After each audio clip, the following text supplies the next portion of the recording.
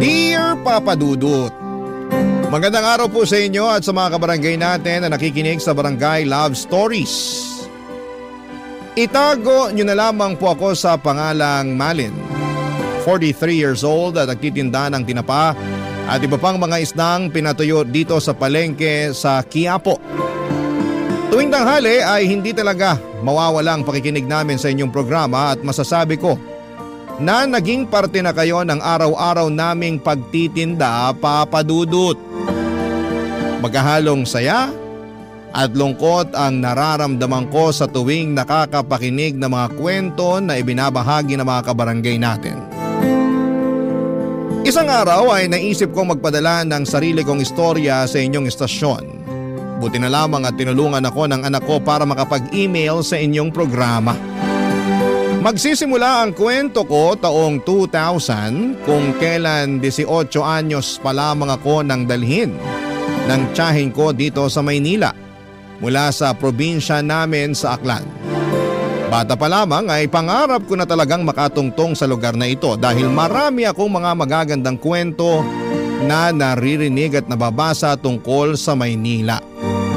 Pero dahil mahirap lang ang buhay namin sa probinsya ay natakot ako na baka hanggang pangarap na lamang ang lahat. Buti na lamang at minsang umuwi doon ang tiyahin ko na kapatid ng nanay ko para magbakasyon. Doon nakita at naranasan niya ang hirap ng buhay namin. Maswerte kasi siya dahil may negosyo siya ritong malaking sari-sari store at bakery dahil naglakas loob siyang lumuwas upang makipagsapalaran at magtrabaho noong kaedad ko lamang siya. Dito na rin siya nakapag-asawa kaya hindi ko mapigilang humanga sa kanya, Papa Dudut. Tapos, inalok niya ako kung gusto ko raw bang sumama sa kanya sa Maynila para tumao sa tindahan niya at ang sweldo ko ay ang pagpapaaral niya sa akin sa kolehiyo. Siyempre hindi na ako tumanggi at agad kong sinunggaban ang opportunity na yon, Papa Dudut.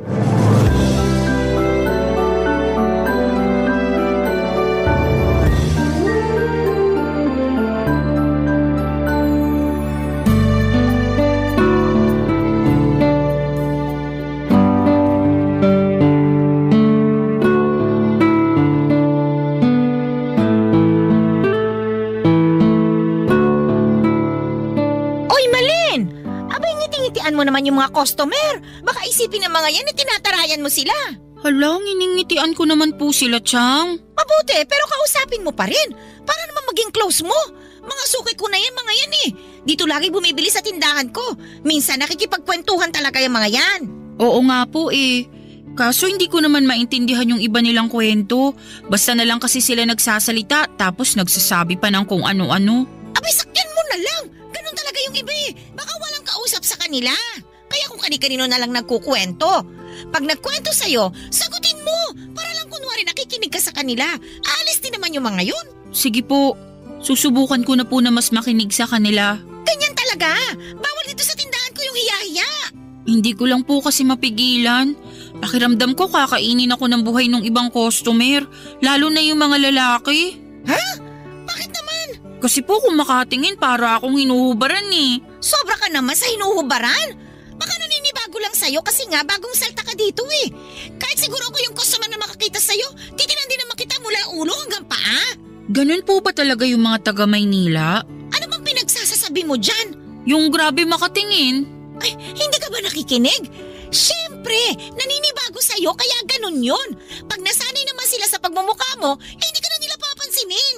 Pasensya na po kasi naninibago lang din ako. Ay, alam ko naman yon. Pero sabi ko nga sa'yo, bawal dito sa tindahan ko yung hiya-hiya. Hindi lang naman dito sa tindahan ko, no? Kundi sa buhay na rin. Alam mo ba, dumaan din naman ako sa edad mong yan nung araw. At aaminin ko ha, medyo mahihiyain din ako. Lalo na nung bagong salta lang ako rito sa Maynila. Pero sinantabi ko yung hiya na yon. Kinapalan ko yung mukha ko para makapaghanap ng matinong trabaho at kumita ng pera. Tapos, nilakasan ko lang din ang loob ko na talagang makipagsapalaran sa negosyo. Kaya nga naitayo ko tong tindahan at bakery ko eh. Mahirap po ba? Mahirap ang ano?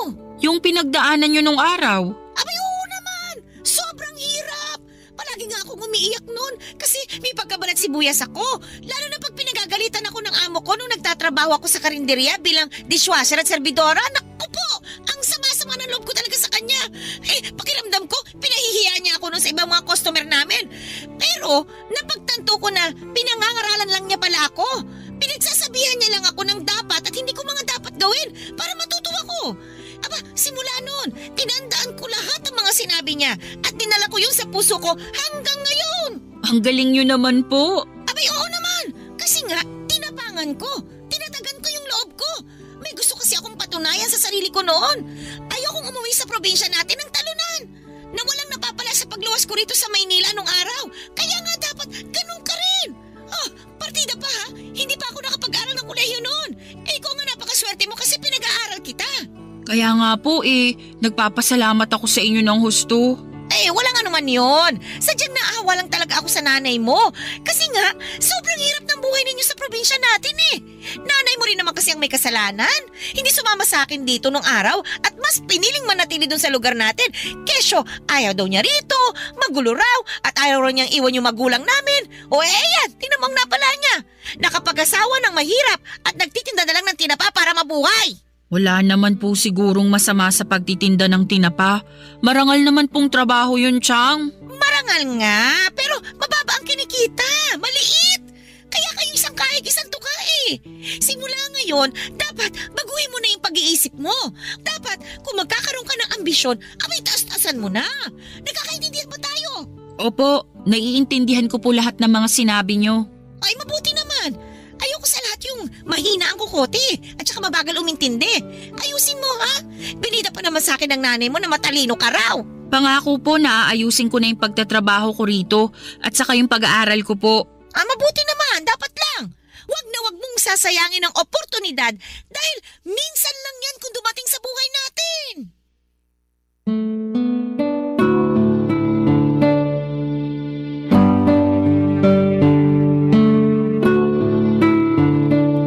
Papadudot, 6 kaming magkakapatid at ako ang pangatlo. Mangingisda ang trabaho ng tatay namin samantalang nagtitinda naman ng tinapa si nanay. Sa aming magkakapatid, ako lang talaga ang may pangarap na makapunta sa Maynila kaya nga pinilit kong makapagtapos ng high school kahit na napakahirap ng buhay namin. Bata pa lamang ay tumutulong na ako kay nanay sa pagtitinda ng tinapa para kahit papaano ay may pambaon ako. Sa kabila ng lahat, isang kahig at isang tuka pa rin ang pamumuhay namin. Kaya nga malaki ang pasasalamat ko sa tiyahing ko na sumalba sa akin sa sitwasyong kinakalagyan ko sa probinsya namin. Pakiramdam ko ay binigyan niya ako ng panibagong pag-asa na magpatuloy sa buhay at mangarap ng malayo katulad niya. Strikta si Tia at kahit na pamangkin niya ako ay tauhan lang din ang trato niya sa akin. Katulad ng isa ko pang kasamahang tindera. Wala pong special treatment kumbaga dahil gusto raw niyang matutunan ko ang mga bagay sa Maynila at paghirapan ng bawat sentimo na ginagastos niya sa pagpapaaral at pagpapakain niya sa akin. Wala namang kaso yon dahil alam kong hindi pinupulot ang pera, Papa Dudut. Ang motto nga ng tiyahing ko sa buhay ay isang malaking kasalanan ang mamatay na mahirap. Hindi nagtagal ay naging motto ko na rin yon sa buhay. Habang nagtatrabaho ako sa tindahan ay pumapasok ako sa isang university sa Maynila at kumuha ako doon ng kursong may kinalaman sa pagnenegosyo. Dahil gusto kong magtagumpay sa larangan na yon pagdating ng araw. Kapag walang klase ay abala naman ako sa pagtatrabaho sa tindahan ng tiyahing ko at kahit na nakakapagod ay iniisip ko na lamang na magbubunga rin ang lahat ng pinaghirapan ko pagdating ng panahon. Sabi nga ng nanay ko ay hindi naman sa lahat ng araw ay nagtatanim tayo. Darating din daw ang takdang panahon na aanihin natin ang lahat ng tinanim natin. At yun lang ang palagi kong iniisip. Kaya nga nagsikap talaga ako sa pag-aaral at nagsipag sa pagtatrabaho, Papa Dudut.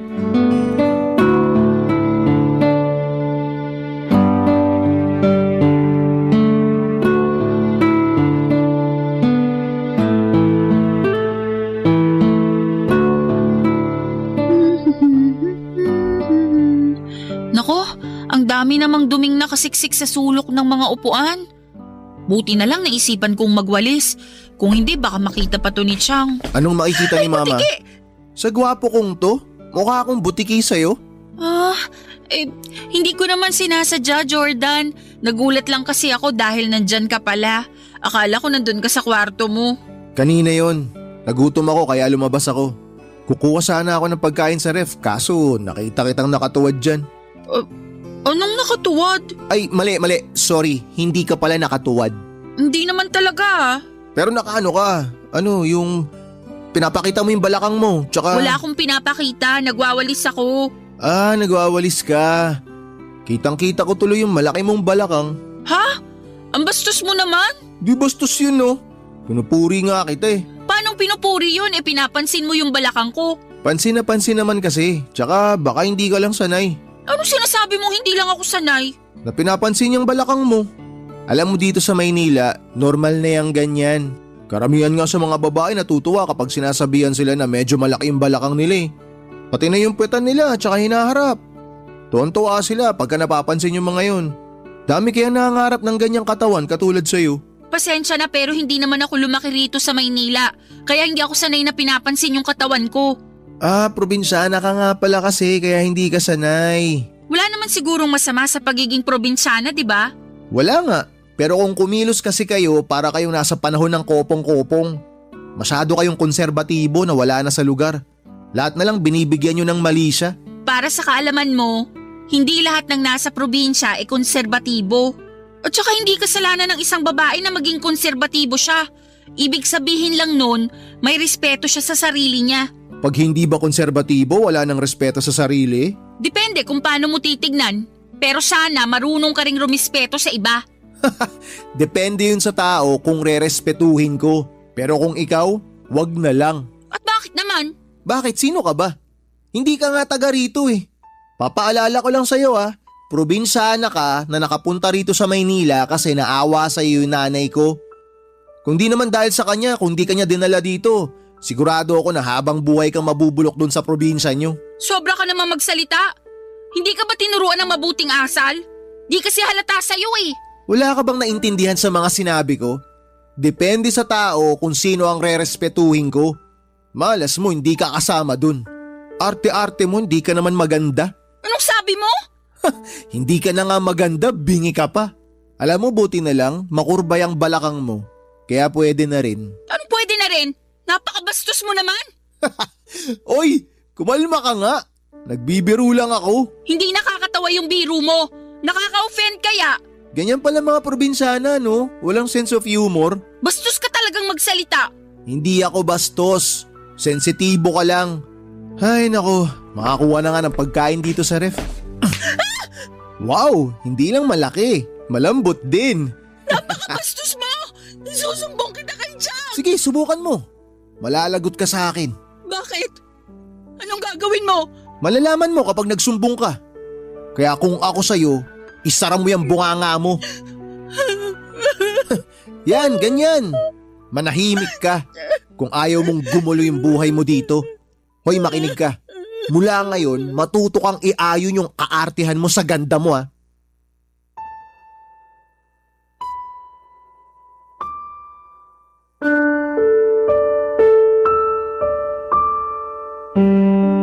Papadudot, may 2 anak na lalaki ang tiyahing ko at si Jordan ang panganay.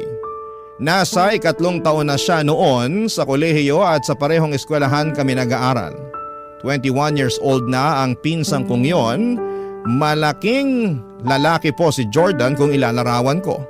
May itsura pa at hindi ko gusto ang galawan lalo't may pagkamayabang ito. Napapatanong nga ako sa sarili ko noon kung ganon talaga ang mga kalalakihan na pinanganak at lumaki sa Maynila.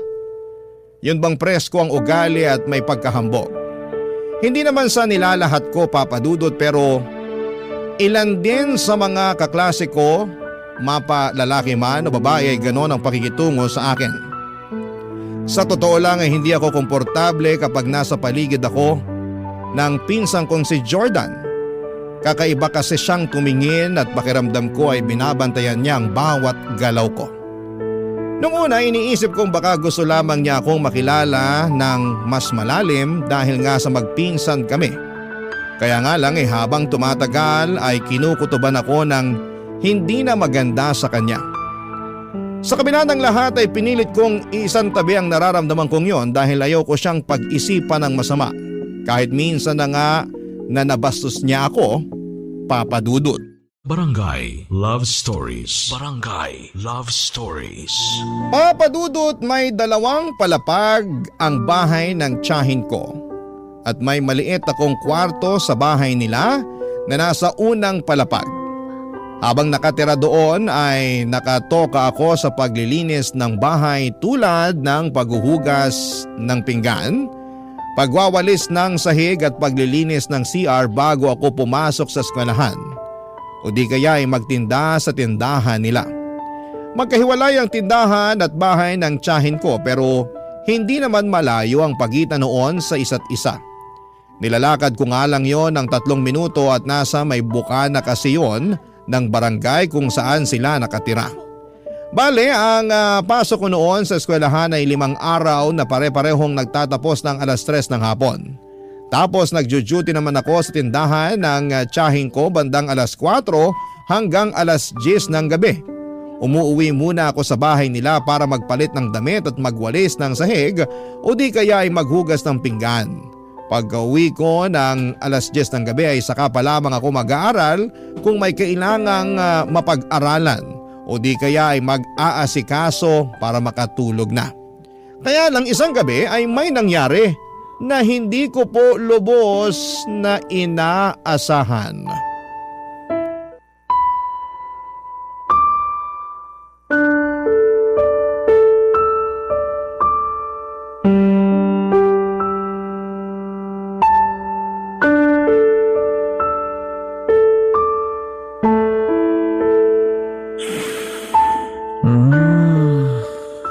Bang-bang mo naman. Ang sarap nito, halik-halikan. Ano ginagawa mo? Shhh! Huwag kang maingay. Mamaya may makarinig sa atin eh. Aray! Bakit mo ako tinadyakan? Nagtatanong ka ba talaga? Ikaw, bakit ginawa mo sa akin yan? Ginawa sa'yo ang ano? Yung pumasok dito sa kwarto ko, tapos hinahalik-halikan mo pa yung hita ko. Huy, pwede ba hinaan mo yung bibig mo? Baka magising si mama at papa tapos kung ano pang isipin ng mga yun. Mabuti nga para malaman nila yung ginagawa mo. Sinabing huwag kang maingay eh. Ano ba? Bisuhan mo ko! Tatanggalin ko lang tong kamay ko sa bibig mo kapag nangako ka sa akin na mananahimik ka na. Ano? Hindi ko to tatanggalin hanggat hindi ka nangangako sa akin na hindi mo ko isusumbong kay ng mama at papa. Mangako ka! Tumango ka kung naiintindihan mo ako. Tango! Buti naman nagkakaintindihan tayo. Ang sama-sama mo. Nakainom lang ako. Tsaka hindi ko naman sinasadya eh. Anong pinagsasabi mong di mo sinasadya? Pumasok ka sa kwarto ko, tapos may gusto kang gawin sa akin kung hindi ako nagising. Ang sabi ko nga, nakainom lang ako. Wala naman akong gagawing masama sa'yo. Tsaka hindi ko sinasadya na pumasok dito sa kwarto mo. Aray, grabe ang lakas ng pagkakatadyak mo sa akin. Sakit ng tagiliran ko. Kulang pa nga yan! Dapat sa'yo sinusumbong sa mga magulang mo para malaman nila na meron silang manyakis na anak. Sinong manyakis? Sino pa ba? Eh di ikaw? Uulitin ko lang ha. Wala akong ginawang masama sa'yo. Tsaka ipapaalala ko lang na nasa bahay ka namin. Kung magsusumbong ka, sigurado ka bang maniniwala ang mga magulang ko sa'yo? Baka nakakalimutan mo kung sinong anak sa ating dalawa.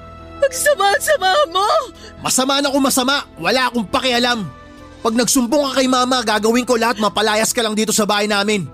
Baka gusto mo bumalik sa probinsya nyo para magtinda ka na lang din ng tinapa kasama ng nanay mo. Siyempre hindi! Kaya nga ako sumama sa mama mo para magtrabaho rito kapalit ng pagpapaaral niya sa akin. Pero sana naman kahit probinsyana lang ako at mahirap lang ang buhay namin sa probinsya, matuto ka pa rin rumispeto. Hindi ka nga kasi karespe-respeto. Nakainom lang ako kaya dito ako pumasok sa kwarto mo. Kaya medyo hindi ako nakapag-isip ng matino. Ang bata mo pa, pwede ka na bang uminom at magpakalasing? Oo naman, matanda na ako. Pwede ko nang gawin kahit na anong gusto ko. Ayusin mo yung pagdadala ng alak. Hindi yung imbis na sa tiyan mapupunta ay umaakit sa ulo mo kaya apektadong pag-iisip mo. Manahimik ka na. Dami mo sinasabi. Totoo naman eh. Ay, pupunta na nga ako sa kwarto ko. Wala naman ako mapapala sa'yo. Umalis ka na at huwag ka nang babalik. Bakit naman ako babalik? Taas naman ang tingin mo sa sarili mo. Kala mo maganda ka? Pangit mo, tanga. Alis na sabi! Oo, eto na, alis na. Masyado ka namang atat. Eto, lalabas na nga oh. Sa susunod maglalak ka na ng kwarto mo ah. Bida-bida ka rin eh. Baka mamaya sinadya mo lang talaga na hindi ilak tong pinto para may makapasok dito sa kwarto mo. Anong pinagsasabi mo? Nakalimutan ko lang ilak yung pinto ko pero hindi ibig sabihin basta-basta mo na lang akong papasukin dito. Kasalanan mo naman pala eh. Sisihin mo sarili mo. Huwag ka nang bibintang ng ibang tao. Papa Dudut, siguro'y nakatulog na ako noon ng ilang oras nang mangyari ang pagpasok ni Jordan sa kwarto ko. Hindi ko na maalala kung nakakandado ko or nakandado nga ba ang pintuan pero mukhang hindi dahil sa sobrang pagod. Kaya siguro'y nakapasok na siya.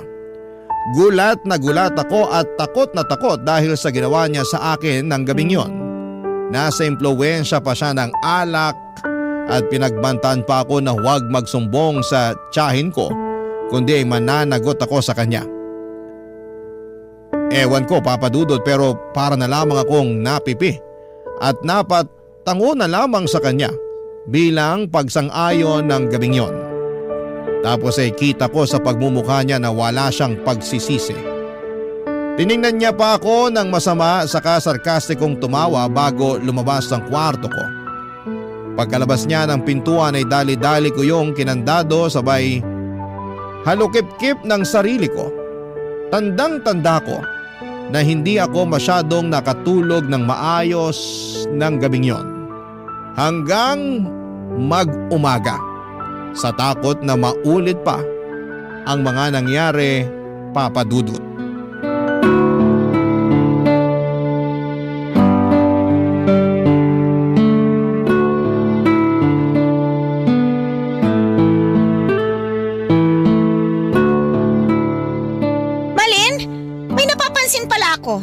Ano po yun? Magkaaway ba kayo ni Jordan ko? Po? Ay nako, ang bingi-bingi mo namang bata ka. Pasensya na po. Ang sabi ko, kung magkaaway ba kayo? Hindi naman po. Bakit po? Hindi ko kasi kayo nakikitang nagpapansinan eh. Hindi mo kinakausap yung anak ko. Magpinsan naman kayo ah. Kaya napaisip ako kung magkaaway ba kayo o ano. Kinakausap ko naman po si Jordan kung may sasabihin ako sa kanya. Pero kung wala naman hindi ko na siya kailangan kausapin. Ah, ganun ba? Opo. Sayang naman kasi mabait pa naman yung anak kong yun. Alam mo ba, paborito ko yan kaysa dun sa kapatid niya Pero pareho ko naman silang mahal dahil mga anak ko sila. Kaya lang, natatangi talaga yang si Jordan. Lagi ko nga yung ipinagmamalaki sa mga kumari at mga suki ko. Okay po. Anong okay po? Yan lang ba sasabihin mo sa dami ng mga sinabi ko? Wala naman po akong ibang masasabi tungkol kay Jordan, kaya sumang-ayon na lang po ako sa inyo. Sa bagay, tama ka rin naman. Ay nako, ipinagmamalaki ko talaga yung anak ko na yon. Napakasipag sa pag-aaral, mabait, simula pagkabata, masunurin yan, at saka marunong rumispeto. Ano ba yung binubuntong-buntong hininga mo dyan? Naiinis ka ba? Sorry po, hindi ko lang napigilan. Bakit ka naiinis? Kanino? Sa akin ka ba naiinis? Ha? Opo, kasi kung makapagsalita kayo, kung makapagsabi kayo ng mabait at marunong rumispeto yung anak nyo, parang kilalang-kilala nyo na siya. Ha? Anong sabi mo? Kung alam nyo lang sana yung ginawa ng magaling yung anak, baka magbago yung tingin nyo sa kanya. Bakit? Ano bang ginawa ng anak ko? Tsaka kanino? Sa'yo? Opo. Teka, bakit ka ba umiyak dyan? Ano bang ginawa sa'yo ni Jordan? Binastos niya ako nung bagong dating pa lang ako rito. Tapos nung nakaraang gabi lang pumasok siya sa kwarto ko para pagsamantalaan. Bakit niyo po ako sinampal? Kasi kasi pinagbibintangan mo yung anak ko Hindi ko po pinagbibintangan si Jordan. Totoo pong ginawa niya yun sa akin. Hindi ako naniniwala sa mga sinasabi mo. Gumagawa ka lang ng kwento. Bakit ko naman po gagawin yun? Ako nga yung agrabyada rito. Anong ikaw? Hoy, maghinay-hinay ka sa pagbibintang mo, Malin ha? Hindi ganyan ang pagkakakita Hindi ka ba nakikinig sa mga sinabi ko? Mabait si Jordan! Marunong siyang rumispeto! Akala niyo lang yon, pero may tinatagong kabanyakang yung anak niyo. Pag hindi ka tumigil, palalayasin kita sa pamamahay ko! Ako na nga po yung naagrabyado. Ako pa yung palalayasin niyo. Malamang! Alam nga naman yung anak ko. Anak ko yun! Ikaw ay pamangkin ko lang! Kaya anumang oras, pwede kitang pauwiin sa probinsya natin! Please po, huwag niyo akong pauwiin sa amin sa probinsya. Ayoko po doon. Oh, ayaw mo pala pero bakit ganyan ang ugali mo? Kami na nga nagpatira sa'yo rito. Sinisiraan mo pa yung anak ko.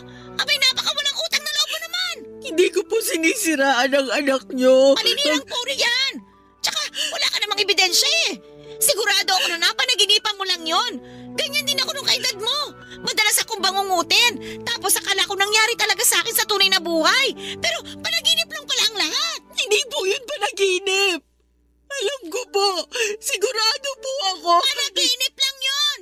Baka masyado ka lang pagod. Nung natulog ka, kaya na naginip ka ng masama.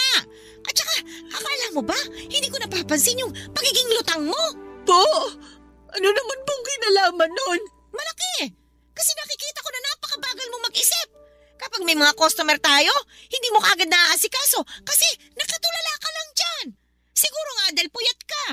Ayusin mo kasi yung tulog mo.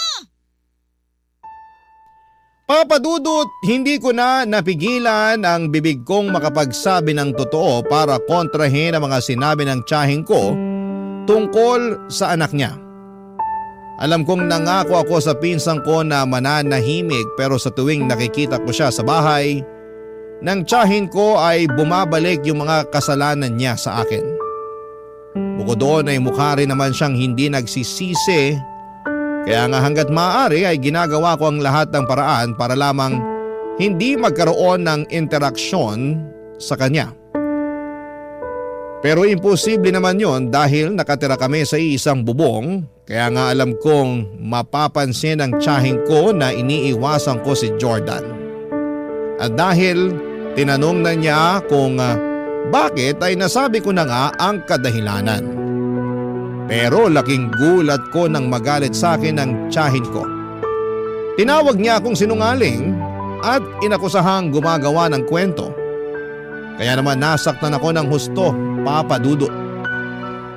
Mas masakit pa yung naramdaman ko sa kaloob-looban ko kesa sa sampal na ibinigay niya sa akin, Papa Dudut.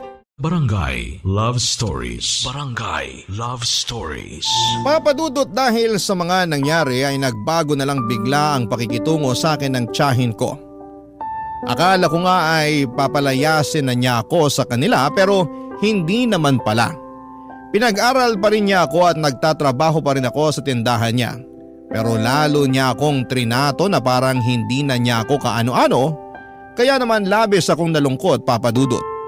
Inisip ko pa nga na sana nananahimik na lamang ako at pinalagpas ang ginawang kabastusan ng aking pinsan at sana hindi ko na lang sinabi sa tiyahin ko. Mabilis na lumipas ang 4 na taon nang makapagtapos na ako sa kolehiyo. Plano ko na noong maghanap ng ibang trabaho para makaipon ng pera at makabukod na, pero hindi naging ganon kadali ang pakikipagsapalaran ko sa paghahanap ng mapapasukan, kaya sa bahay pa rin ang tiyahin ko ako umuwi. Tumutulong pa rin ako sa tindahan niya nang walang bayad. Hindi na sa bahay nila nakatira si Jordan matapos nitong makipag-live-in sa girlfriend nito 1 taon pagka-graduate niya sa college. Kaya nga aminado ako na nakahinga ako ng maluwag dahil hindi ko nakasama sa iisang bubong ang manyakis kong pinsan. Isang araw ay nag-decide ang tiyahin ko kasama ang tiyo ko at anak nilang bunso na umuwi ng probinsya ng kanyang asawa sa Samar dahil meron daw emergency doon. Hindi ko na alam kung ano yung emergency pero sa akin nila ibinili ng bahay nila. Nabantayan ko raw hanggang makauwi sila. Wala naman problema sa akin yon lalo't 5 araw lang naman sila noon. Kaya lang nung huling gabi na nila sa probinsya ay umuwi na lang sa bahay si Jordan na lasing na naman. At ako kaagad ang pinagdiskitahan niya matapos ko siyang pagbuksan ng pinto. Tinulak niya ako sa sofa. at agad na pinatungan. Pero bago pa siya may magawa sa akin ay natuhod ko na ang kanyang pagkalalaki. Tapos mabilis akong tumakbo sa kusina para kumuha ng kutsilyo sabay tutok sa kanya. Doon na siya nahimasmasan at nakipag-areglo sa akin. Nagsorry siya at nakiusap na ibaba ko na ang kutsilyo. Wala naman talaga akong plano na saksakin siya pero namumuro na siya ng mga panahong yon. Nagawa lang daw niya yon dahil nilayasan daw siya ng kinakasama niya pero hindi ko na siya pinakinggan.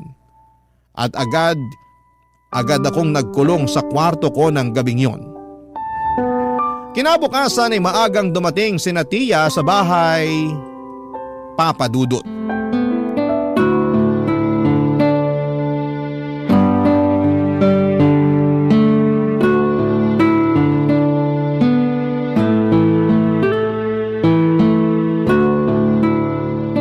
Grabe ma, sobrang namiss ko po tong luto nyo. Oo nga eh. Simula nung umalis ka rito sa bahay para makipag-live-in dun sa girlfriend mo, marami na akong luto na hindi mo nakain. Ay, kumusta na nga pala yung kinakasama mo? Hiwalay na po kami. Ano? Kailan pa? Noong 1 linggo pa po. Oh, bakit ngayon mo lang sinabi sa akin? Naunahan na po ako ng hiya. Hindi po kasi ako nakinig sa inyo nung sinabi nyo na masyado pang maaga para bumukod kami. Akala ko po kasi kaya na namin eh. Kaso, ultimo yung mga maliliit na bagay, maliliit na problema, pinag-aawayan namin ng matindi. Maliit lang ba na problema yung dahilan kaya kayo naghiwalay? Parang ganun na nga po, mga maliliit na bagay na nagpatong-patong na. Tsaka kasalanan ko rin naman po kung tutusin kasi napagbuhatan ko siya ng kamay nung huling beses na nag-away kami. Good morning po, Chang. Oh, Malin, andiyan ka na pala sa kwarto mo. Bakit ngayon ka lang lumabas? Masama po kasi yung pakiramdam ko kaya… Weh, masama ang pakiramdam. Talaga lang ah. Baka ayaw mo akong makita kaya nagkukulong ka sa kwarto mo. Sinong gugustuhin makita yung pagmumukha mo pagkatapos ng ginawa mo sa akin kagabi? Sige nga. Uy, wala akong ginawa sa'yo kagabi ah. Wala pa pala sa'yo yung kamuntikan mo na naman akong pagsamantalahan dahil lasing ka at malungkot sa paghihiwalay niyo ng kinakasama mo? Ha? Saan naman ang galing yan? Teka nga Malin, ano ba yung pinagsasasabi mo dyan? Yang magaling yung anak ang tanongin ninyo kung anong ginawa niya sa akin nung bigla na lang siyang umuwi rito sa bahay niyo kagabi. Anong ginawa mo kay Malin? Wala akong ginagawa sa kanya ma. Oh, wala naman daw pala eh. Siyempre yun po talagang sasabihin niya. Kasi sino ba namang tao ang gumawa ng mali na aamin sa kasalanang nagawa niya? Wala naman po, diba? Alam mo ikaw, maghinay-hinay ka sa pagbibintang mo sa anak ko ha? Pag hindi ako talaga nakapagtimpi, baka masampal na naman kita. Huwag niyo naman po sanang kampihan yung anak niyo, Chang. Natural, anak ko to eh. Malamang kakampihan ko siya. Kahit na gumawa siya ng mali, ikakampihan niyo pa rin dahil anak niyo? Ganun po ba yun? Hoy, wala akong ginawang mali sa'yo. Masyado kang imbento. Ikaw ang sinungaling! Ang kapal na mukha mong walang yaka. Ma, huwag ka maniwala sa babaeng yan. Sinisiraan niya lang ako sa inyo. Bakit ko naman gagawin yun? Anong mapapala ko? Alam ko na gusto mong gawin. Kinukuha mo loob ng mama ko kasi sip-sip ka. Tumigil na nga kayo, pwede ba? Naiingayan na ako sa inyo eh. Tsaka, mahiya naman kayo sa mga natutulog sa itaas. Paano na lang pag binaba tayo rito ng tatay mo? Ha, Jordan? At magtanong kung bakit tayo nagsisigawan dito. Sige nga! Bakit po ako tinatanong nyo? Bakit di nyo pagsabihan niyang si Malin? Kaya nga! O ikaw namang babae ka. Ano ba talagang problema mo, ha? Bakit ba lagi mo nalang pinagbibintangan itong anak ko? Hindi po ako nang bibintang. Totoo po yung sinasabi ko. Siyempre, i-deny ni Jordan yun. Wala akong i-deny kasi wala namang kailangang i-deny. Wala akong ginawang masama sa'yo. Maraming beses mo na akong ginawa ng masama. Pinsan mo pa naman ako, pero hindi mo na ako nirespeto. Hoy! Maghinay-hinay ka sa pagsasalita ng ganyan sa anak ko, ha? Baka nakakalimutan mo kung sino ka lang sa pamamahay na ito. Hindi ko po nakakalimutan at nagpapasalamat po ako kasi pinatira niyo ako rito sa bahay niyo at pinag-aral. Pero pakiramdam ko hindi na po ako ligtas dito kasama yung anak niyo. O, anong gusto mong gawin ko? Kung uuwi na ulit dito si Jordan at dito na siya titira, ano nga namang siyang mag-adjust sa'yo? Kung ganyan lang din pala na may issue ka dito sa anak ko, bakit hindi na lang ikaw lumayas? Total, tapos na naman kitang pag-aralin eh. Kaya bahala ka na sa buhay mo. O ngayon, para malinaw sa ating dalawa, simula sa araw na ito, pinalalayas na kita dito sa bahay ko. Papa Dudut, wala na akong nagawa para baguhin ang isip ni Tia nang palayasin niya ako sa pamamahay nila. Umiyak na lamang ako at tinitigan ang masama ang pinsang kong si Jordan bago sila tinalikuran para mag-impake ng gamit at damit ko. May sinabi pa ang tiyahin ko tungkol sa pagiging walang utang na loob ko, pero hindi ko na siya masyadong pinakinggan. Dali-dali akong umalis sa bahay nila kahit na wala pa akong kain at ligo ng mga panahong yon. Sa totoo lang ay gustong-gusto kong magsumbong sa pulis, pero natakot ako sa pwedeng gawin sa akin ng tiyahin ko.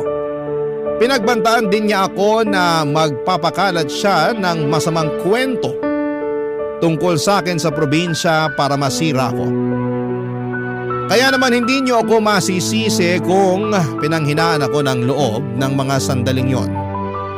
Siguro ako pa rin talaga yung probinsyana na kinuha niya sa Aklan at pinag-aral sa Maynila.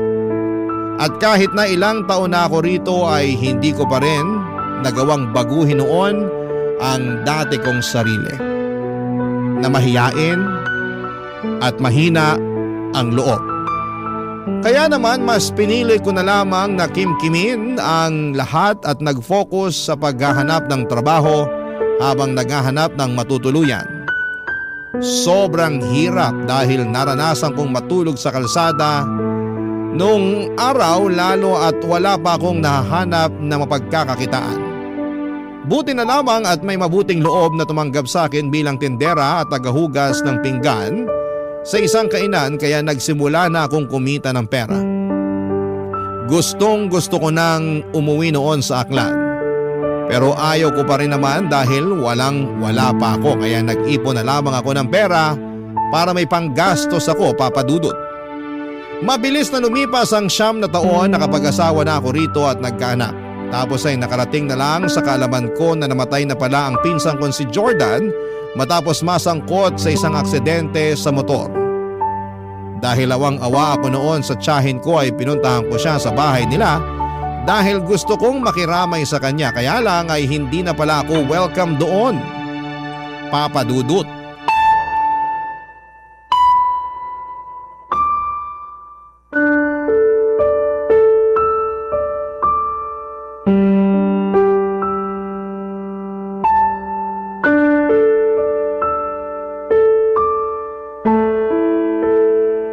Anong ginagawa mo rito sa burol ng anak ko, Malin? Gusto ko lang naman pong makiramay sa pagkamatay ni Jordan kaya nagpunta po ako rito. Pero alam mo ba na hindi ka na welcome sa pamamahay ko simula nung pinalayas kita? Kaya ewan ko na lang talaga sa kung anong klaseng kakapalan talaga na mukha ang meron ka para bumalik ka pa rito. Kung ano man po yung hindi natin pagkakaunawaan nung araw, kalimutan na lang po natin. Magkapatawaran na po tayo. At saka nandito ko kasi malungkot ako dahil wala na ang pinsan ko. Anong malungkot? Akala mo ba maniniwala ako sa sinasabi mong yan? Baka ang ibig mong sabihin masaya ka kasi sa wakas namatay na yung anak ko. Hindi po totoo yan. Hindi raw totoo, pero alam kong yun ang matagal mo nang gusto mangyari sa kanya. Kahit kailan hindi ko po hiniling na mamatay si Jordan. Kahit na ginawa niya ako ng masama. Saka hindi po ba kayo nakikinig? Kalimutan na natin yung nangyari noon at magkapatawaran na tayo. Napatawad ko na po si Jordan. Matagal na panahon na. Pwes, hindi ako ganun kadaling magpatawad, lalo na sa katulad mong walang utang na loob sa akin. Alam mo, nito ko lang napagtanto na may sa demonyo ka pala. Ano pong sinasabi niyo? Na anak ka naman kukulam. Kasi may dala kang sumpa sa pamilya namin. Simula nung umalis ka, nagkanda-leche-leche na yung buhay namin. Halos malugi na yung tindahan at bakery ko. At kulang na lang magsara na. Mabuti na lang kahit papano na ilaban ko. Kaya nakakabalik pa rin sa akin yung puhunan ko kahit paunti-unti. Tapos yung mister ko, nagkasakit ng malubha. Kaya kinailangan siyang operahan. Yung anak kong pangalawa, nakabuntis naman. Kaya hindi nakapagtapos ng kolehiyo. Tapos ngayon, namatay naman si Jordan. Lahat yun, kasalanan mo.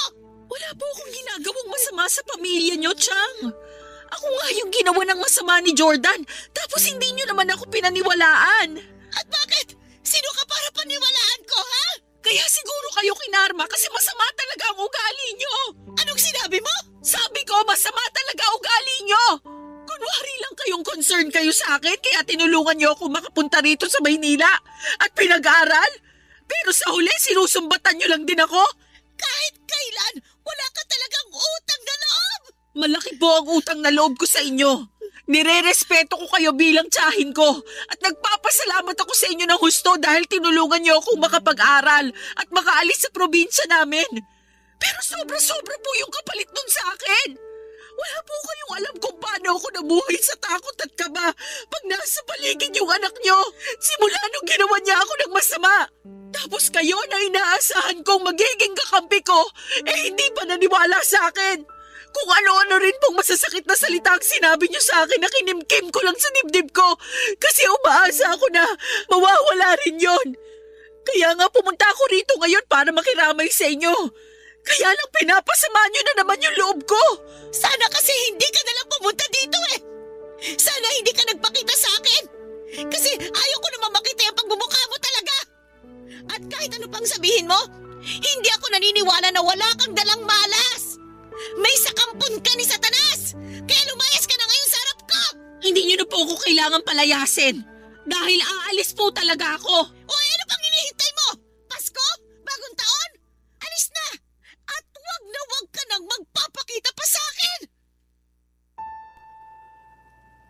Papa Dudut, pinagsisihan ko na po na pumunta pa ako sa burol ng pinsan ko matapos akong ipahiya at palayasin ng tiyahin ko. At kahit na hanggang makauwi ako sa bahay namin ay iyak ako ng iyak.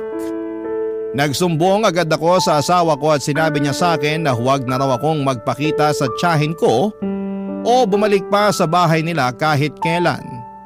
Bagay na sinang-ayunan ko naman. Hindi ko lang mapigilang malungkot dahil sincere naman at seryoso ang pakikiramay ko sa kanya ng panahong yon.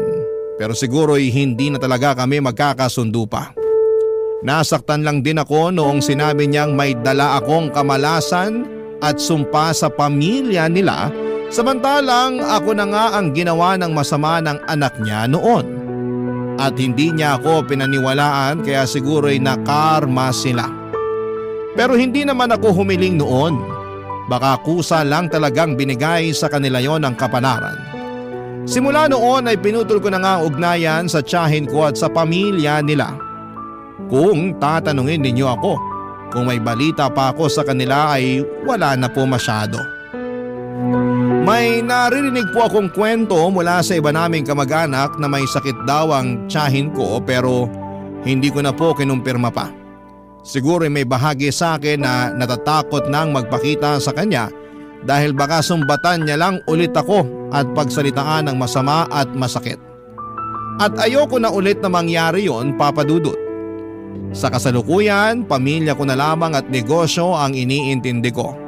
Alam ko na hindi madali ang pinagdadaanan ko noong araw at sa kamay pa mismo ng kamag-anak ko. Pero nagpapasalamat pa rin po ako sa Diyos. Dahil hindi niya ako pinabayaan, Papa Dudut. Na sa tuwing nangyayari yon ay nililigtas niya pa rin ako. Kaya naman, sa kanya ang kapurihan.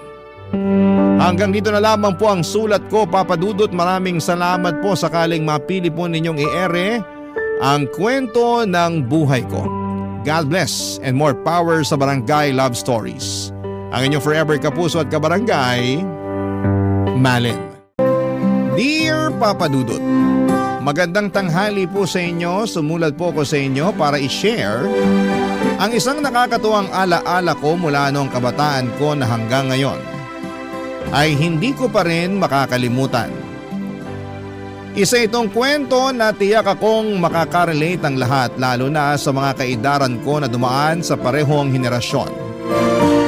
Tawagin niyo na lamang po ako sa pangalang Jepong, 38 years old at isang city guard.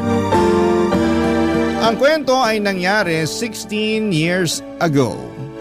Di pa uso noon ng Facebook at isa pa lamang akong hamak na binatang tambay noon.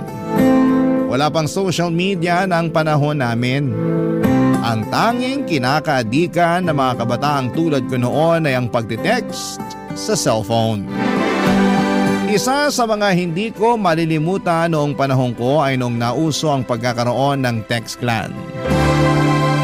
Para sa mga hindi po nakakaalam, sa mga Gen Z, Ang clan ay grupo ng mga taong karaniwan ay hindi magkakakilala na nagmula pa sa iba't ibang mga lugar. Ang mga miyembro nito ay araw-araw na nag-uusap sa text, nag-a-update sa mga kaganapan sa buhay nila at nagsisend ng mga kung ano-anong quotes sa pamamagitan ng group messaging. Sa panahon ngayon, ang tawag naman dito ay group chat.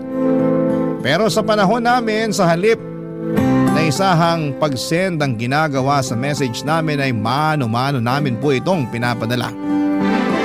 Kung nakaregister ka naman sa Anlitext na promo, ay maaari mo itong isend to all sa lahat ng miyembro ng inyong clan. Ang tawag namin doon ay GM o yung group message Papa Dudut.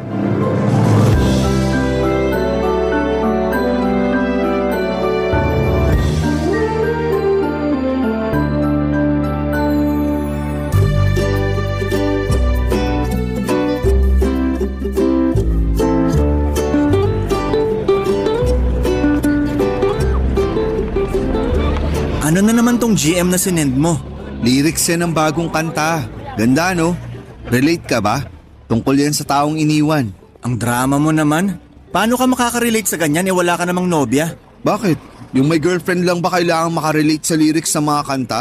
Hindi naman, pero ang corny kasi. Dapat yung mga nakakatawang joke ang gini-GM mo para nakaka-good vibes. Sus, di mo lang alam kasi yung kanta eh. Hindi nga, tsaka hindi ako interesado. Hindi naman ako mahilig sa mga banda-banda na yan eh. Kaya di ka makarelate sa kung anong sikat ngayon eh. Sa bagay, matanda ka na pala. 27 lang ako boy.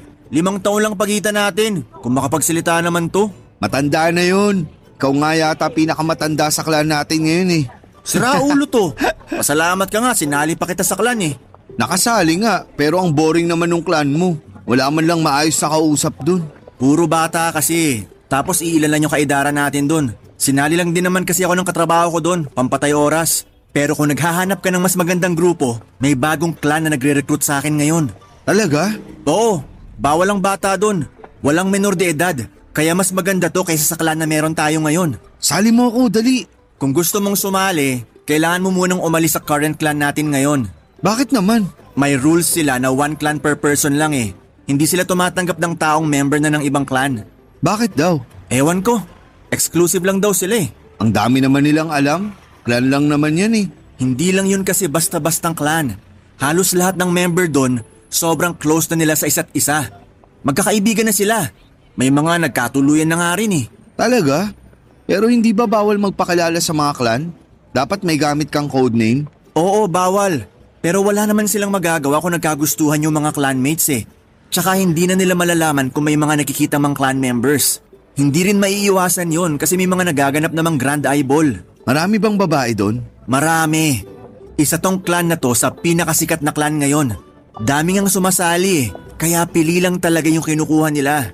Tsaka may limit lang ata yung bilang ng members. Paano ba makasali? Kailangan may kakilala kang member. Yung katrabaho ko member ngayon doon. Pwedeng-pwede niya tayong ipasok kung sakali. Sali tayo. Alis na tayo sa clan natin ngayon. Puro coach lang naman nare-receive kong text sa kanila eh. Sige, sasabihan ko yung katrabaho ko. Baka sakaling dito na ako makahanap ng girlfriend. Malay mo. Balita ko, madalas silang nag-grand eyeball eh. At ang sabi, marami raw magagandang babae sa clan nila. Gusto ko yan. Para makakilala naman tayo ng bagong kaibigan. Teka lang, itetext ko na yung katrabaho ko. Nag-send yun nung nakaraan ng form na kailangang sagutan eh. Teka, kailangan pa bang magbigay ng personal information? Oo, pero yung mga admin lang naman na makakaalam ng impormasyon na ibibigay mo. Bawal pa rin magpakilala. Pero dapat alam na mga admin yung totoong pagkakakilanlan mo. Para kung sakaling may masamang mangyari o kung may gawin kang hindi maganda, madali ka lang nilang matuntun. Nakakatakot naman pala yung clan na yan. Nakakatakot kung may plano kang gumawa ng masama. Pero kung ang hanap mo lang naman ay kaibigan o girlfriend, mag-i-enjoy ka rito. Yun ang sabi ng katrabaho ko. Hindi ko pa naman nararanasan kaya hindi ko pa masasabi kung totoo yung mga yun. Hindi ka ba sasali? Sasali ako kung sasali ka. Oo, sasali ako. O sige, paalam na lang muna tayo sa clan natin bago tayo sumali sa bago para matanggap tayo agad. Sige, uunahan ko nang magpaalam kay admin. Tandang-tanda ko pa. Palagi noong nauubos ang pera ko para lamang makapag-load ng only text at only call para lamang makapag-update ako sa clanmates ko. Mahal kasi ang bayad kada text noon kaya kailangan mag-register sa mga promo. Isang requirement sa grupo namin noon ay kailangan naming mag-send ng group text sa lahat ng clan members kahit gaano pa ito kawalang kwenta. Ang ginagawa ko noon ay nagsasend ako ng mga quotable quotes kada hapon at kung sino man ang mag-reply sa message ko, ayun na ang nakakausap ko lalo na kapag bored ako. Bawal ang magbigay ng totoong pagkakakilanlan kapag miyembro ka ng clan. Meron kaming kanya-kanyang code name noon at ang gamit ko dati ay Emo Punk 57 para medyo rebelde ang datingan. Ang codename na yon ay laging nakalagay sa dulo ng bawat text message na pinapadala namin na siyang nagsisilbing naming signature. Tuwing nagkakaroon kami ng bagong miyembro ay nagpapakilala sila sa pamamagitan ng ASL o yung tinatawag na age, sex, location. Kasama ng codename nito. Required sa amin na isave ang number nila para maisama sila sa send to all list namin. Kung tama ang memorya ko, Papadudot, nasa mahigit 50 na katao ang miyembro ng clan namin noon. May ilan na mula pa sa Rizal, Cavite, Lucena, Batangas, Pampanga at kung saan pa.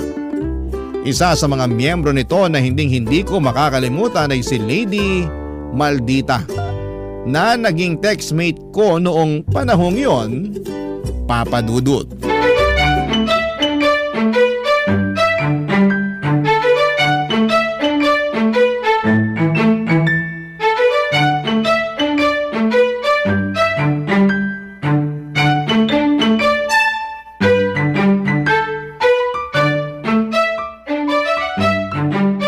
Sarap ng ngiti ah!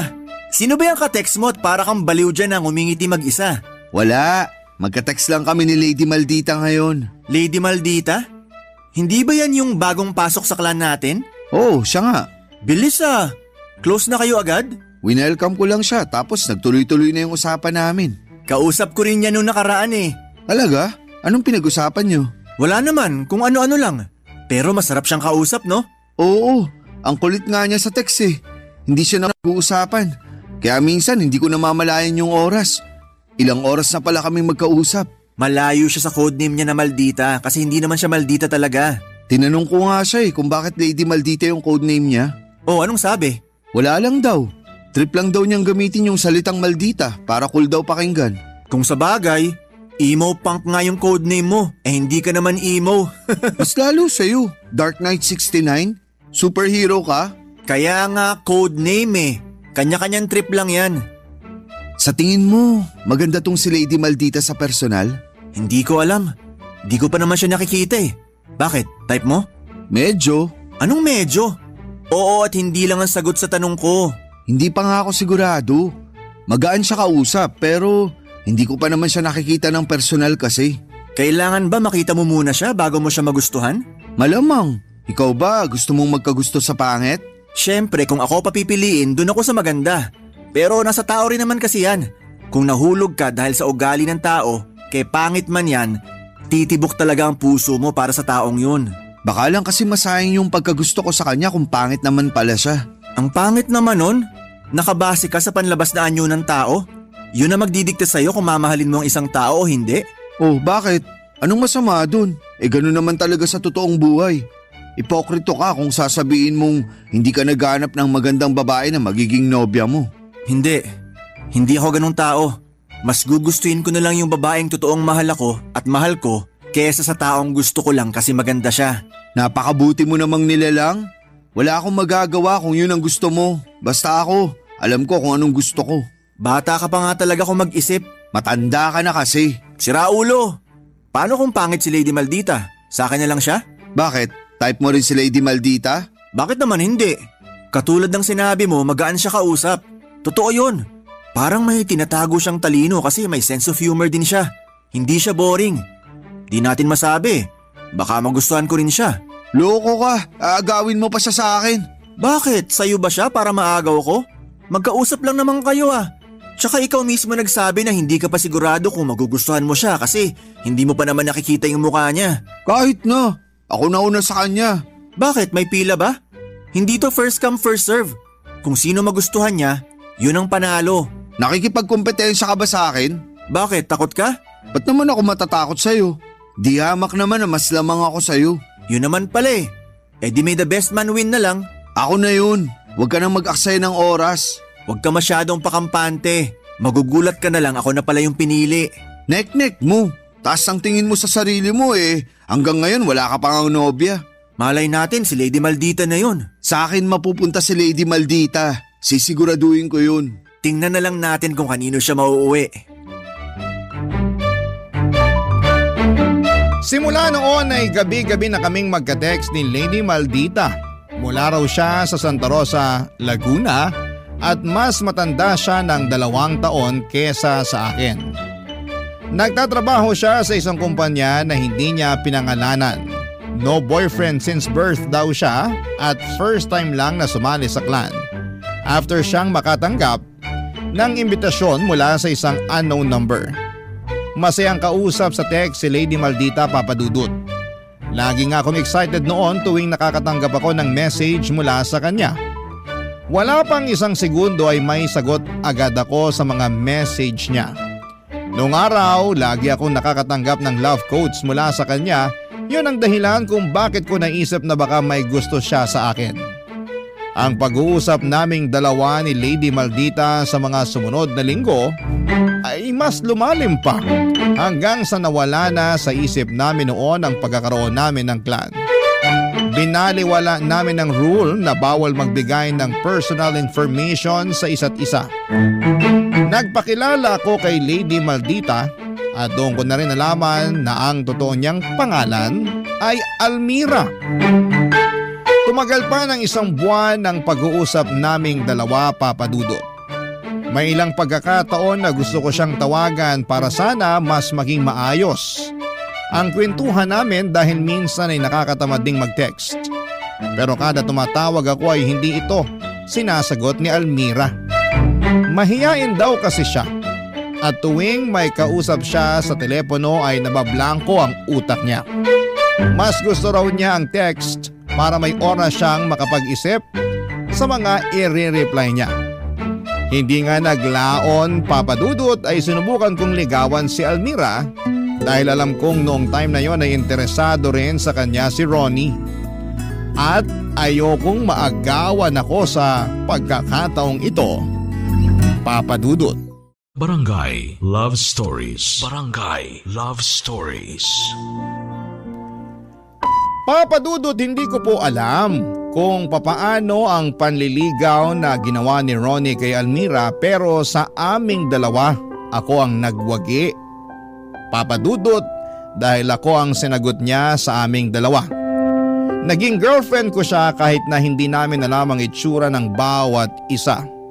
Yun ang naging thrill ng relasyon naming dalawa at yun din siguro ang naging dahilan kung bakit nagtagal kami. Mas na-excite kaming dalawa dahil may kanya-kanya kaming bersyon na ini-imagine namin para sa bawat isa. Si Almira ang naging laman ng buhay ko sa mga sumunod na buwan. Sa kanya umikot ang mundo ko dahil siya lang ang nakakaintindi sa mga problemang pinagdaraanan ko. Tuwing magkausap kami noon, pakiramdam ko ay may sarili kaming mundo malayo sa mga tao. Malayo sa mga problema. Inggit na inggit nga sa akin noon si Ronnie dahil ako ang nagwagi sa puso ni Almira. Hindi nga nagtagal ay dumating din ang pinakaabangan kong araw, nag-set ng grand eyeball ang clan namin. Noong nalaman ni Almira ang tungkol sa grand eyeball ay nag-alangan siya.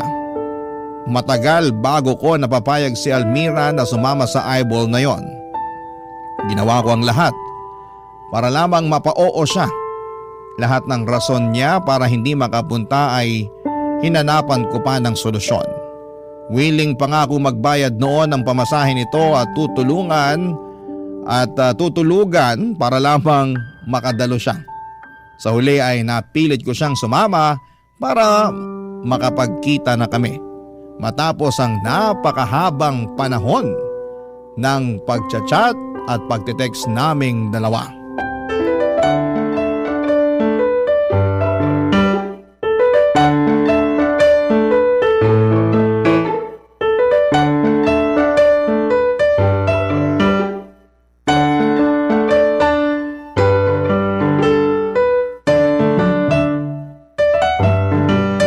Jepong, manlibre ka naman dyan kahit soft drinks lang. Sa akin natambay ka pa talaga magpapalibre? Wala akong pera. Ikaw nga tong dapat manlibre. Ikaw yung may maayos na trabaho sa ating dalawa. Pecha de peligro ako ngayon. 20 pesos na nga lang natitira sa pitaka ko Puro barya pa. Kung bakit kasi sobrang gastador mo? Nakalimutan mo yata na breadwinner tong kausap mo. Winner saan? Sira, breadwinner. Ang ibig sabihin nun, ako yung bumubuhay sa pamilya ko. Yun pala ibig sabihin nun. Akala ko nanalo ka. Ano palang plano mo sa Grand Eyeball ng clan natin? Pupunta ka ba? Siyempre naman. Yun na yung pagkakataon namin ni Almira para magkita. Talagang seryoso na yung relasyon nyo ni Almira. Oo naman. Anong akala mo sa amin? Naglalaro lang ng bahay-bahayan? Swerte mo. Ikaw yung pinili sa ating dalawa. Sabi ko naman sa'yo, ako yung pipiliin Kung naniwala ka lang sana sa akin, hindi ka na nag-aksaya pa ng oras. At least sinubukan ko. Talunan man, wala akong pagsisisi. Wala ka naman sigurong tampo sa akin dahil hindi ka pinili. Ba't naman ako magtatampo? Ano ako, bata? Masaya nga ako na may girlfriend ka na ngayon. Matagal mo na yung hiling kaya bigay ko na yan sa'yo. Inggit ka no? Sus! Ako? Maiinggit? Marami pang babae dyan. Hindi ko kaiinggitan yung girlfriend mong walang muka. Pero, paano pala kung hindi mo siya type? Paano kung pangit siya? Malaki ang tiwala ko na maganda tong si Almira. Paano mo nasabi? Basta. Hindi pa ba sapat yung naging ugnayan yung dalawa na kung sakali mang hindi siya kagandahan magugustuhan mo pa rin siya? Depende na lang siguro. Paanong depende? Hindi ko masabi sa ngayon Tingnan na lang natin kung ano yung mararamdaman ko kapag nakita na namin ang isa't isa. Tsaka, wag natin pangunahan yung sitwasyon. Malay ba natin kung maganda naman pala si Almira, di ba? Binibigyan lang naman kita ng paalala. Dapat hindi ka masyadong mag-expect. Baka mamaya sa sobrang taas sa expectation mo, madismaya ka lalo. Teka, ba't mo ba pinagpipilitang pangit si Almira? Nagkita na ba kayo? Hindi Nagkita na kayo no, kaya ka ganyan makapagsalita. Uunahin niya makipagkita sa akin kesa sa'yo mismo na boyfriend niya? Mag-isip ka nga, Jepong, kung ano-ano iniisip mo dyan. Ang sa akin lang naman, ano man yung maging itsura ni Almira, sana tanggapin mo pa rin siya. Swerte ka kung maganda siya, pero paano kapag hindi? Di pinaasa mo lang yung tao. Huwag kang mag-alala, hindi ko naman siya paaasahin Sana nga, kasi tao yun. May sariling damdamin at puso siya na masasaktan kapag bigla mo na lang siyang iiwan dahil lang sa itsura niya. Basta, malakas ang kutob ko, maganda si Almira. Maiinggit ka na lang sa akin kapag nakita mo siya. Katulad ng sinabi ko, masaya ako para sa'yo ano man ang mangyari. Hindi kita kaiinggitan kasi kaya ko rin maghanap ng babaeng para sa akin. Sumama ka na lang kasi sa eyeball para sabay nating makita si Almira. Pustahan ulit tayo kung gusto mo. Wag na. Bigay ko na sa iyo yung araw na yon. Para sa inyong dalawa yon. Nagsaselos ka lang yata kaya ayaw mong pumunta sa eyeball. Jepong, sayong-sayo na si Almira. Huwag mo akong problemahin kasi marunong akong tumanggap ng pagkatalo. Sige, ikaw bahala. Tawagan mo kaya siya? Ayaw nga niya ng ganun. Awkward daw siya sa tawag. Bakit naman? Hindi ko alam. Basta, hindi raw siya mahilig sa mga tawag-tawag na ganyan. Nape-pressure daw siya. Weird Parang may tinatago. May tao bang hindi mahilig sa tawag? Meron, yung mga mahihain. Kapatid ko nga ayaw din sa ganun Magkikita naman na kayo Wala naman na sigurong kaso kahit magtawagan pa kayo sa cellphone. O sige, susubukan ko siyang tawagan ulit. Kahit na alam kong hindi naman niya ako sasagutin. Ilang beses ko na siyang sinubukan tawagan. Ayaw talaga niya. Eto na, tatawagan ko na.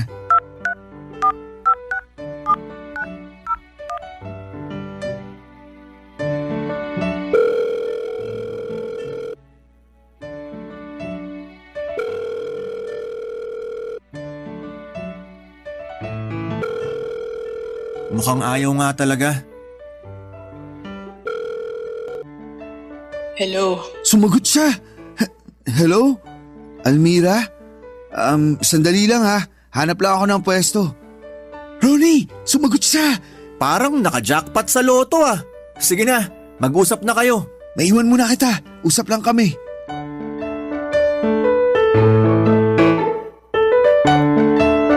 Bagay na bagay ang boses ni Almira sa inimagine ko, Papa Dudut. Mas lalo tuloy akong na-excite dahil nabigyan ko na ng boses ang babaeng ilang buwan ko nang kausap. Kung pwede lang sana noong gabi-gabi na lamang kaming magtawagan kaso'y ayaw talagang sumagot ng tawag minsan si Almira. Gawa nga na may anxiety daw siya pagdating sa mga ganong klase ng pag-uusap. Kahit papaano naman ay minsan ay pinagbibigyan pa rin niya akong kausapin ko siya sa tawag kapag nakukulitan na siya sa akin. Sapat na para sa akin yon, Papa Dudut. Habang binibilang namin ang araw bago ang Grand Eyeball ng clan ay kung ano-ano ng plano ang binuo namin ni Almira kapag nagkita kami. After Eyeball ay nangako siya sa akin na mag-i-stay muna siya sa Maynila para magkasama pa kami ng mas mahaba. Para mapaghandaan ang unang pagkikita namin ni Almira ay nagpagupit pa ako noon at bumili ng bagong damit. Gusto ko kasi na presentable ako kapag nakita niya ako para hindi siya ma-disappoint sa akin. Hindi rin naman ako kapangitan, Papa Dudut. Alam kong may kaunting ibubuga rin naman ang itsura ko kaya sigurado ako noong hindi siya mate-turn off sa akin kapag nakita na niya ang itsura ko. Sa isang malaking mall ginanap ang Grand Eyeball ng clan namin, Papa Dudut. Halos nasa 30 katao din ang dumating na mula pa sa iba't ibang mga lugar. Ang pinakamalayo na sigurong miyembro namin ay dumating pa mula sa Tarlac. Pero sa 30 katao na miyembro na nagpakita noong araw na yon, wala si Almira.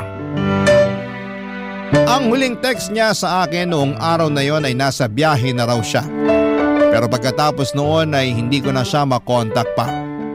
Maging ang mga kasamahan namin ay hindi niya nire-replyan.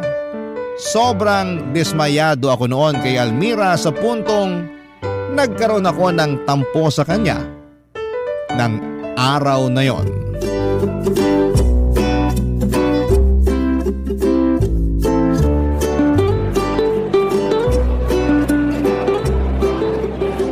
Saya pala ng mga ganong Grand Eyeball, no? Akala ko boring eh, kaya hindi ako interesado nung una. Mabuti na lang pala last minute nagbago yung isip ko at sumama ako sa'yo. Wag mo muna akong kausapin. Bad trip ako ngayon. Oh, ano nangyari? Bakit ka naman bad trip? Hindi ako sinipot ni Almira. Ha? Hindi siya dumating? Nung nagkahiwalay tayo kanina, akala ko kikitain mo na siya. Yun dapat ang plano. May napag-usapan kaming meeting place para mas mauna kaming magkita. Dapat sabay kaming pupunta sa Eyeball. Kaya kita pinauna kanina. Kasi gusto kong ako yung maunang makakita sa kanya. Kaya naman pala hindi kita makita kanina eh. Akala ko naman, mas pinili niyong umalis na lang para mag-date sa labas. Buong araw, hinintay ko siya sa meeting place namin. Walang Almira na dumating. Pero bakit daw? Bakit hindi siya nakarating? Hindi ko alam. Hindi niya sinasagot mga tawag ko. Hindi siya nagre-reply sa mga text ko. Hindi kaya may nangyari sa kanya habang papunta dito? Ang sabihin mo, in-Indian niya ako. Pero bakit ka naman i-Indianin nun? Eh ang tagal niyo ng plinano tong pagkikita niyo. Yun ang palaisipan sa akin hanggang ngayon. Kaya nga ako nababanas eh. Baka naman hindi pa siya ready. O kaya naunahan siya ng hiya kaya hindi na siya tumuloy. Kung ganun man ang nangyari, maiintindihan ko naman siya eh. Basta sabihin lang niya sa akin na hindi na siya matutuloy. Hindi yung pinaghintay pa niya ako buong araw para lang pala sa wala. Hindi ba siya nagsabi? Hindi. Nakakainis nga eh. Text ako ng text sa kanya. Naubos na nga yung load ko kaka-text sa kanya. Hindi man lang siya nag-reply. Nako, mukhang in-Indian ka nga talaga. Hindi mo naman sinabi sa akin para sana nasamahan kita sa pag-aantay.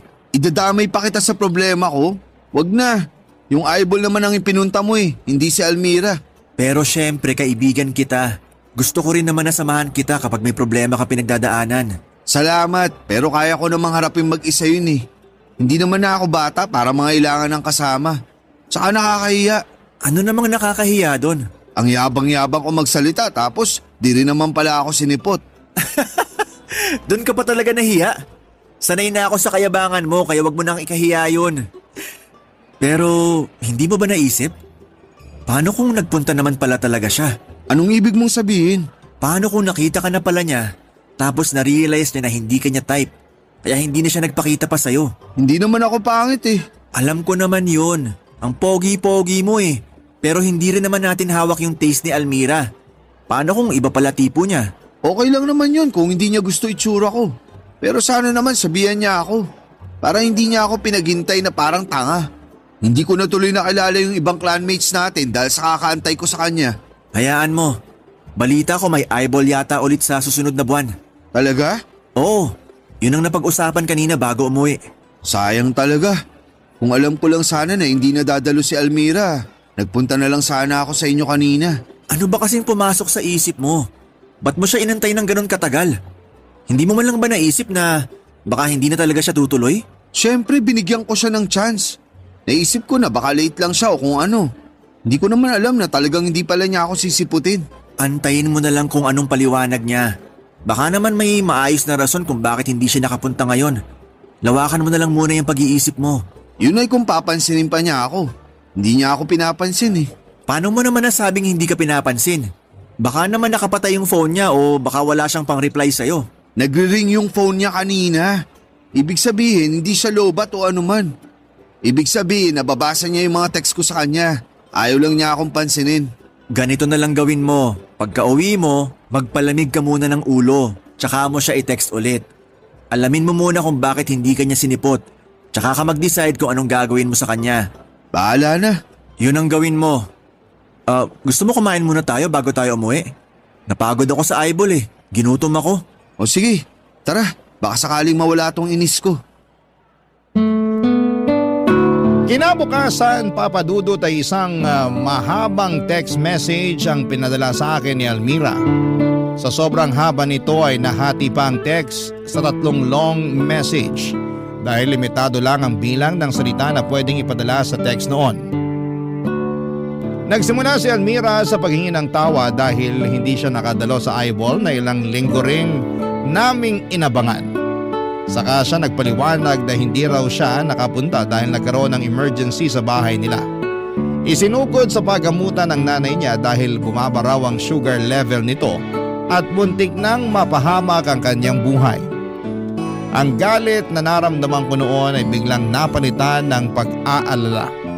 Agad ko rin naman siyang pinatawad sa ginawa niyang pang-Indian sa akin dahil naintindihan ko naman na mas mahalaga ang pamilya kesa sa pagkikita naming dalawa. Marami pa naman kaming pagkakataon para magkita uli kaya hindi ko na lamang ito masyadong dinibdib. Sa halip ay nangako sa akin si Almira na babawi na lamang siya sa akin sa mga susunod na araw. Sa katunayan, siya mismo ang nag-set ng bagong araw ng pagkikita namin. Ilang araw ang hinintay ko para sa pagkikita namin ni Almira. Hindi na nga ako makapag-focus sa mga ginawa ko noon dahil sobrang excited ako sa meet-up naming dalawa. Ang dami kong planong gawin sa kanya kapag nagkita na kami, Papa Dudut.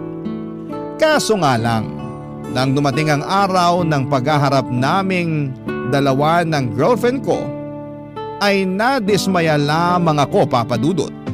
Ang lahat ng expectation ko ay parang tubig na nag-flash sa toilet nung nakita ko na ang babaeng nagngangalang Almira na naging girlfriend ko ng ilang buwan, Papa Dudut.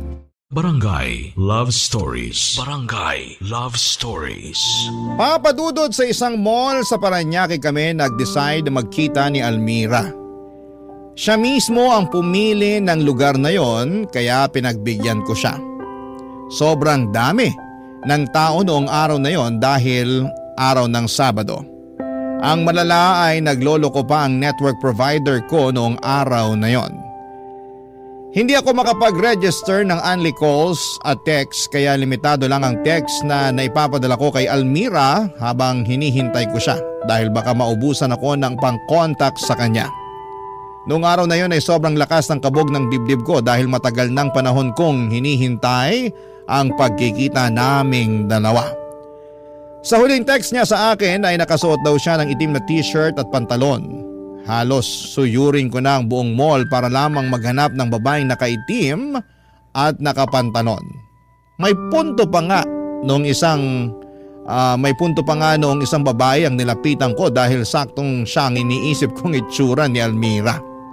Kaso napahiya lamang ako dahil hindi pala siya si Almira, Papa Dudut. Mahigit 2 oras na akong naghihintay noon nang bigla-bigla ay tumigil na naman sa pagbibigay ng update sa akin si Almira. Nang mga oras na yon ay nagsimula na ako magkaroon ng hinala. Ganon na ganon kasi ang ginawa niya sa akin noong eyeball. Bigla na lang siyang tumigil sa pagre-reply. Pakiramdam ko ay hindi na naman niya ako sisiputin. Pero kahit na ganoon ay nagantay pa rin ako ng ilang oras hanggang sa bigla itong nag-text sa akin at nagsabing nasa mall na siya. Papa Dudut, biglang bumilis ang tibok ng puso ko. Habang excited na hinahanap si Almira, ay biglang dumating si Ronnie at mas nauna kong nakita kesa kay Almira, Papa Dudut.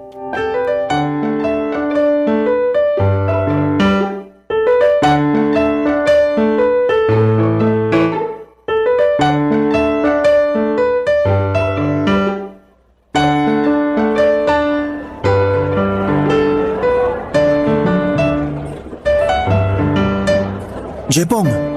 Oh, Ronnie, anong ginagawa mo rito? May dinaanan lang ako. Naghahanap kasi ako ng bagong sapatos kaya nagpunta ako rito sa mall. Ganun ba? Buti naman nakita mo ako sa dami ng tao ngayon dito sa mall. Sakto nga eh. Ano bang ginagawa mo rito? May kasama ka ba? Dito kami magkikita ni Almira. Ngayon yung meet up naming dalawa. Sigurado ka na ba dyan? Baka mamaya hindi ka na naman siputin nun ha? Totoo na to. Alam kong hindi na mauulit yung nangyari noon. Kapag ginawa ulit yun ni Almira, alam niyang magagalit ako sa kanya. Kaya sigurado ako ngayon na magkikita na talaga kami. Gusto mo samahan muna kita mag-antay para naman hindi ka maboring dito? Sige, pwede naman para may makausap din ako. Sige, maupo na ako rito. Itong Almira ba na to?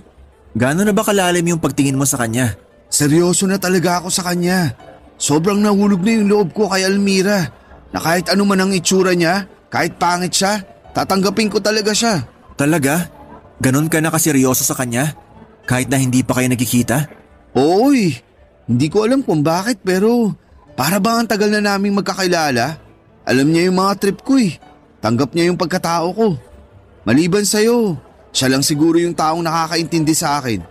Kaya kahit buong araw pa ako maghintay sa kanya rito, aantayin ko talaga siya. Kulang na nga lang ako na mismo pumunta sa kanila eh. Ba't di mo ginawa? Ayaw niya. Strict daw yung parents niya. First time lang daw kasi niya magkaroon ng boyfriend kaya baka mabigla yung mga magulang niya kapag nakita nila ako. Kaya siguro natatakot siyang makipagkita sa akin nung una kasi kinakabahan siya. First time lang niyang makipagrelasyon eh. Ganon ba? Oo, kaya hindi ko siya minamadali. Pero ngayon, ang dami kong plano para sa amin ngayong araw. Pagdating niya, hindi ako magsasayang ng oras. Susulitin ko tong buong araw na magkasama kami. Jepong, may sasabihin sana ako sa'yo. Ano yun? Paano kung hindi pala totoo si Almira? Ha? Anong hindi totoo? Ano yun? Multo siya, ganon? Sorry. Oh, bakit ka naman nagsusorry sa akin? May nagawa ka bang kasalanan? Huwag ka sanang magagalit sa akin pero… Pero ano? Ano yun? Yung kausap mong Almira, ako yun. Ha? Paano ikaw yun? Okay ka lang? Anong tinira mo ngayon?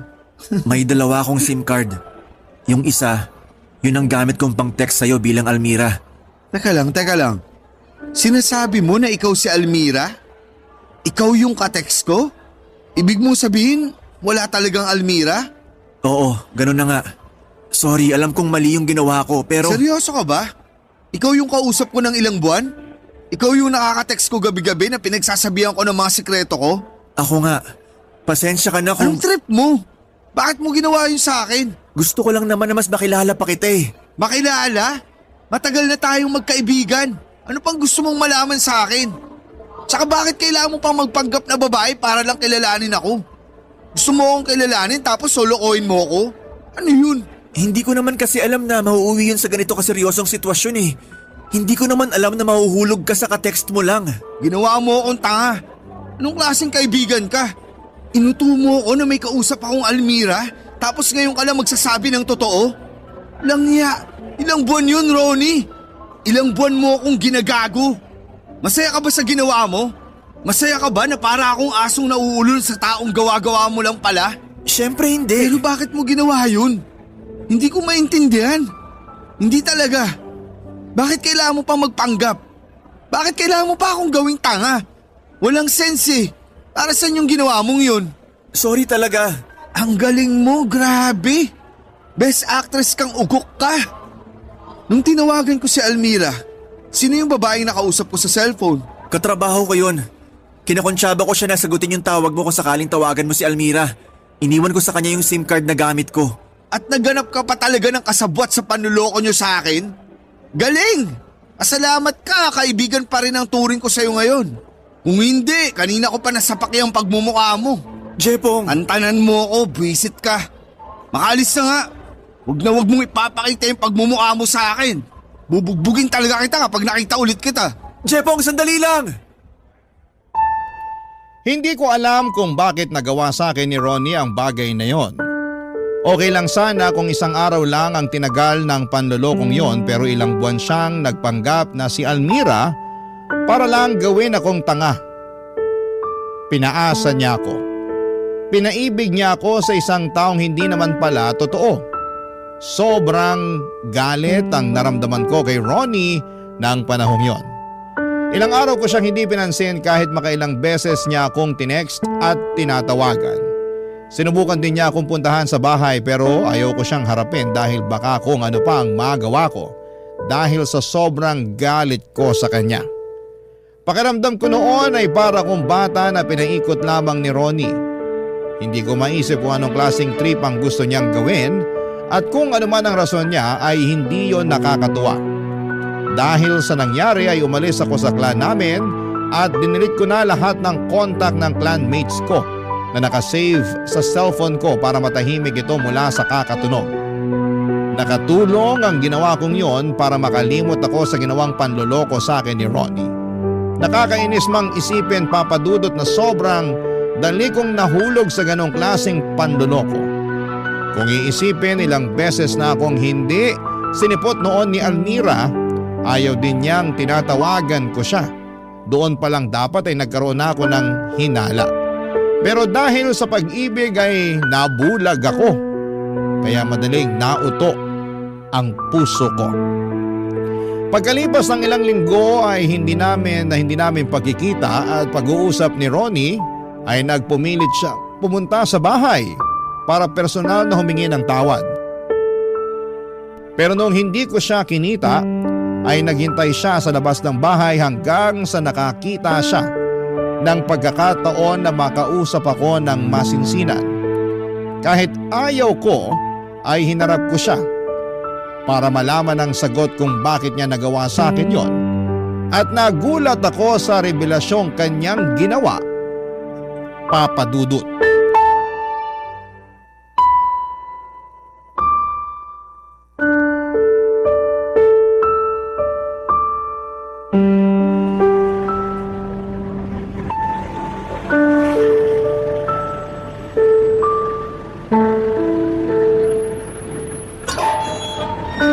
Jepong.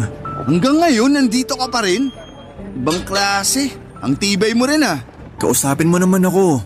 Hindi ba sabi ko sa'yo huwag mo nang ipapakita yung pagmumukha mo sa akin? Kailangan kita makausap para makapagpaliwanag ako sa nagawa ko. Pagkatapos ng ginawa mo sa akin, umaasa ka pa nakakausapin kita? Hindi mo na kailangang magpaliwanag. Ano mang paliwanag ang gawin mo, hindi na maaalis tong galit na nararamdaman ko sa'yo. Sige na, kahit ngayon lang. Ano pa bang sasabihin mo? Ipapamukha mo ulit sa akin na binilog mo ang ulo ko? Gusto mong palabasin na ututo ako? Na sobrang desperado ko kung sino-sinong pinapatulan ko? Hindi. Hindi yun ang dahilan kung bakit kita gusto makausap. Eh ano? Ano pa bang gusto mong sabihin sa akin? Hindi mo na kailangang maghugas kamay pa. Kasi kahit sabunin pa kita, hindi mo na malilinis ang pangalan mo. Hindi ko naman ginusto na mauwi ang lahat sa ganito eh. Ano sa tingin mo mangyayari pagkatapos ng ginawa mo? Na manatili tayong magkaibigan? Hindi na mangyayari yun. Sinira mo na yung tiwala ko sa'yo. Ikaw yung kaisa-isang kaibigan ko. Takbuhan ko kapag may problema ako. Tapos ganito lang yung gagawin mo sa pagkakaibigan natin? Sana inisip mo man lang yung kahihinatnan sa ginawa mong panluloko. Hindi kita gustong lokohin. Eh anong tawag sa ginawa mo sa akin? Trip lang? Nagawa ko yun sa'yo kasi gusto kita. Anong sabi mo? May gusto ako sa'yo, Jepong. Matagal na. Ano na naman to? Hindi mo na ako maluloko, Ronnie. Oo, hindi ako matalinong tao. Pero alam ko kapag ginagago na ako. Maghanap ka ng ibang mapagtitripan. Hindi ako. Seryoso ako. Gusto kita, Jepong. Anong gusto mong palabasin? Na bakla ka? Teka lang, wag mo naman masyadong ipagsigawan. Baka marinig tayo ng iba. Wala pang nakakaalam nito. Ngayon nagpapanggap kang bakla para lang mapatawad kita? Ibang klase ka rin talaga. Hindi ako nagpapanggap. Totoo tong nararamdaman ko sa'yo. May gusto ako sa'yo, Jepong. Noon pa man, nung unang araw pa lang tayong nagkakilala, crush na kita. May iya ka nga sa pinagsasasabi mo. Nakakadiri ka. Ba't ka naman magkakagusto sa akin pareho tayong lalaki? Hindi mo pa ba nagigets? Hindi ako nagkakagusto sa babae. Lalaki ang gusto ko. So bakla ka nga? Oo. Hindi ko yun maamin-amin sa'yo kasi baka hindi mo ako matanggap kaya ang ginawa ko, nagpanggap ako bilang babaeng textmate mo para mas makilala pa kita. Para masabi ko sa'yo kung ano yung totoong nararamdaman ko. Straight ako. Hindi ako pumapatol sa lalaki. Kilabutan ka nga sa mga pinagsasasabi mo. Hindi ako magkakagusto sa'yo, Ronnie.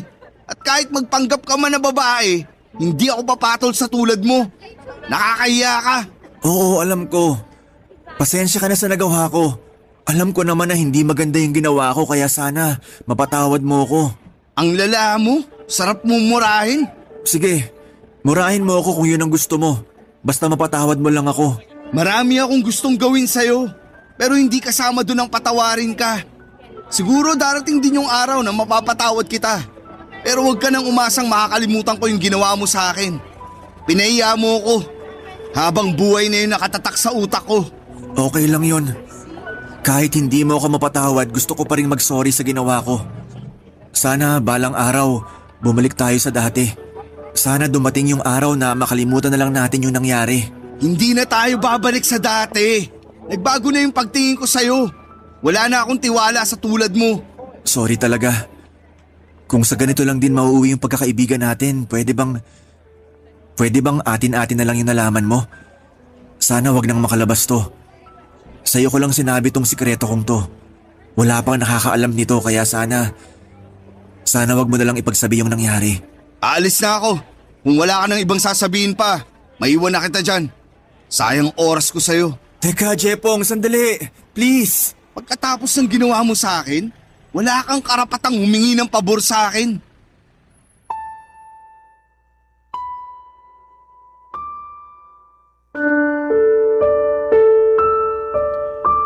Aaminin ko, Papa Dudut, na tinayuan ako ng balahibo sa mga sinabi sa akin ni Ronnie. Sa tagal ng pagkakaibigan naming dalawa ay hindi ko naisip na meron para siyang lihim na pagtingin para sa akin. Hindi ako bakla at kailanman tanging kaibigan lang ang tingin ko sa kanya. Hindi ako nagkaroon ng interest o anumang pagtingin para sa kanya. Dahil sa mga sinabi niya ay nilayo ko na lamang ang sarili ko sa kanya, Papa Dudut. Doon din ay tinapos ko na ang pagkakaibigan namin ni Ronnie dahil hindi na ako komportableng makasama siya.